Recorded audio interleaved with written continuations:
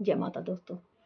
अगर आप भी अपने जीवन में बड़े-बड़े चमत्कार देखना चाहते हैं, तो इसके लिए आप नाभिक से जुड़े छोटे-छोटे उपाय करके आप अपने जीवन में चमत्कार कर सकती हैं, देख सकते हैं कैसे? क्योंकि जो नाभि होती है, जो हमारे पूरे शरीर का केंद्र होती है। जैसे कि 9 महीने माता के गर्भ में जो बच्चा रहता है, वो नाभि से ही यानी नाभि से उसकी और नाल जुड़ी होती है, जिससे अपना पूरा 9 महीने अपने इस नाभि से ही वो अपने 9 महीने में उसी से खान-पान करके अपने 9 महीने पूरे करता है। तो ऐसे हमारा जो पूरा जीवन है, तो हमारी नाभि से ही जुड़ा होता है। पूरे शरीर का केंद्र नाभि होती है। तो आप इससे जुड़े उपाय करके आप अपने जीवन में बड़े-बड़े चमत्कार पा सकते हैं। कैसे? कि अगर आपको लगता है कि आपके अंदर आत्मविश्वास की कमी है, तो इसके लिए आप थोड़ा सरसों का तेल अपनी में नाभि में रोज़ाना लगाना शुरू कर दें। और अगर आपको लगता है कि आपकी बुद्धि काम नहीं कर रही, यानी कि आपकी याददाश्त जो बहुत ज़्यादा कमज़ोर है, इसके लिए आप अपनी नाभि में थोड़ी बादाम का तेल रोज़ाना, एक ज़रा-सा बादाम का तेल अपनी नाभि में रोज़ाना लगाना शुरू कर दें।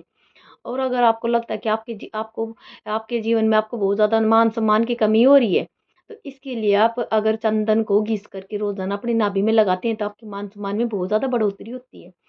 और अब अगर आपको लगता है कि पित्त दोष लगा हुआ है, तो इसके लिए आप नाभि जो ये सॉरी चंदन का इत्र होता है, अगर अपने नाभि में लगाते हैं, तो आपको पित्त दोष से मुक्ति मिलती है।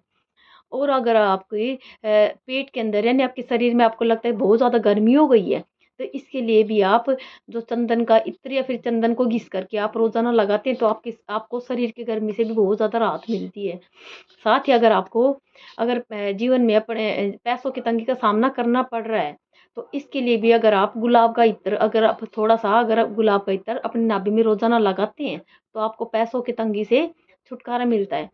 और आप चाहते हैं कि आप सभी को आकर्षित आकर्षित करें, साथ ही अपने जीवन में प्रेम को भी आकर्षित करें। तो इसके लिए अगर आप रोज़ाना अपनी नाभि में अपनी पसंद का कोई इत्र और या फिर गुलाब का इत्र, या तो अपनी कोई पसंद का इत्र हो या फिर कोई गुलाब का इत्र हो, अगर अपनी नाभि में लगाते हैं, तो सबको आप अपनी तरफ आकर्षित बहुत अच्छी तरह से कर पाते हैं। साथ ही आपके जो जीवन है उसमें प्रेम की बढ़ोतरी भी होती है।